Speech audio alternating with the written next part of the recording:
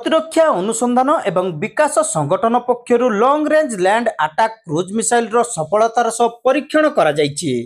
ଚାନ୍ଦିପୁର ସ୍ଥିତ ଏକୀକୃତ ପରୀକ୍ଷଣ କେନ୍ଦ୍ର ଆଇଟିଆରରୁ ଏକ ମୋବାଇଲ ଆର୍ଟିକୁଲେଟ୍ ଲଞ୍ଚର ମାଧ୍ୟମରେ ଲମ୍ବ ଦୂରଗାମୀ ଭୂପୃଷ୍ଠକୁ ଆକ୍ରମଣକାରୀ କ୍ଷେପଣାସ୍ତ୍ରର ଏହି ପରୀକ୍ଷଣ ହୋଇଥିଲା।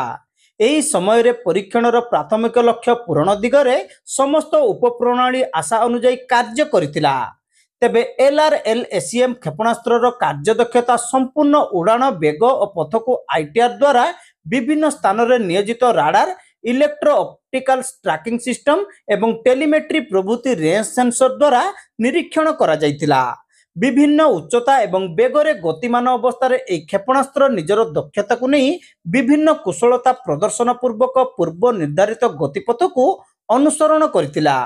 ଉନ୍ନତ ତଥା ନିର୍ଭରଯୋଗ୍ୟ କାର୍ଯ୍ୟଦକ୍ଷତା ସମ୍ପାଦନ ପାଇଁ ଅତ୍ୟାଧୁନିକ ବିମାନ ଜ୍ଞାନକୌଶଳ ଓ ସଫ୍ଟୱେର ସହିତ ସଜ୍ଜିତ ଏହି କ୍ଷେପଣାସ୍ତ୍ର ଡିଆରଡିଓର ଏକାଧିକ ଲାବୋରେଟୋରୀ ଓ ପ୍ରତିରକ୍ଷା ସାମଗ୍ରୀ ପ୍ରସ୍ତୁତକାରୀ ଭାରତୀୟ ଶିଳ୍ପାନୁଷ୍ଠାନଗୁଡ଼ିକର ସହଯୋଗରେ LRL-SEM କ୍ଷେପଣାସ୍ତ୍ରକୁ ବେଙ୍ଗାଲୁରୁର ଏରୋନଟିକାଲ ଡେଭଲପମେଣ୍ଟ ଏଷ୍ଟାବ୍ଲିଶମେଣ୍ଟ ଦ୍ୱାରା ବିକଶିତ କରାଯାଇଛି। କ୍ଷେପଣାସ୍ତ୍ର ବିକାଶ ଏବଂ ଏକୀକରଣ ସହିତ ବିକାଶ ତଥା ଉତ୍ପାଦନ ପାଇଁ ହାଇଦ୍ରାବାଦର ଭାରତ ଡାଇନାମିକ ଲିମିଟେଡ ଏବଂ ବେଙ୍ଗାଲୁରୁର ଭାରତ ଇଲେକ୍ଟ୍ରୋନିକ୍ସ ଲିମିଟେଡ ନିୟୋଜିତ ହୋଇଛନ୍ତି। ଡିଆରଡିଓର ବିଭିନ୍ନ ଲାବୋରେଟୋରୀରେ ବରିଷ୍ଠ ବୈଜ୍ଞାନିକମାନଙ୍କ ସହିତ କ୍ଷେପଣାସ୍ତ୍ରର ବ୍ୟବହାରକାରୀ ଭାବେ ଦେଶର ତିନି ସେନାର ପ୍ରତିନିଧିମାନେ ଏହି ପରୀକ୍ଷଣକୁ ଅନୁଧ୍ୟାନ କରିଥିଲେ।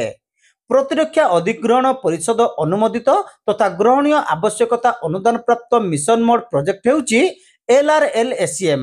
ମୋବାଇଲ ଆର୍ଟିକ୍ୟୁଟେଡ୍ ଲଞ୍ଚର ବ୍ୟବହାର ଦ୍ୱାରା ସ୍ଥଳଭାଗ ସହିତ universal vertical launch module system ମାଧ୍ୟମରେ ସମ୍ମୁଖ ଭାଗ ଜାହାଜରୁ ଏହାର ଉତ୍କ୍ଷେପଣ ପାଇଁ ବିନ୍ୟାସ କରାଯାଇଥିବା ଡିଆରଡିଓ ପକ୍ଷରୁ ଜାରି ହୋଇଥିବା ପ୍ରେସ୍ ବିବୃତ୍ତିରେ ସୂଚନା ଦିଆଯାଇଛି।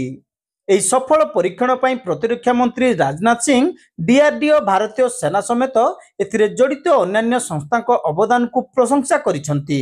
ସେନାବାହିନୀର ଦକ୍ଷତାକୁ ଆହୁରି ବୃଦ୍ଧି ସହ ସ୍ୱଦେଶୀ କ୍ରୁଜ୍ ମିସାଇଲ ବିକାଶ ପାଇଁ ଏହା ପଥ ପରିଷ୍କାର କରିଛି ବୋଲି ଶ୍ରୀ ସିଂ କହିଛନ୍ତି।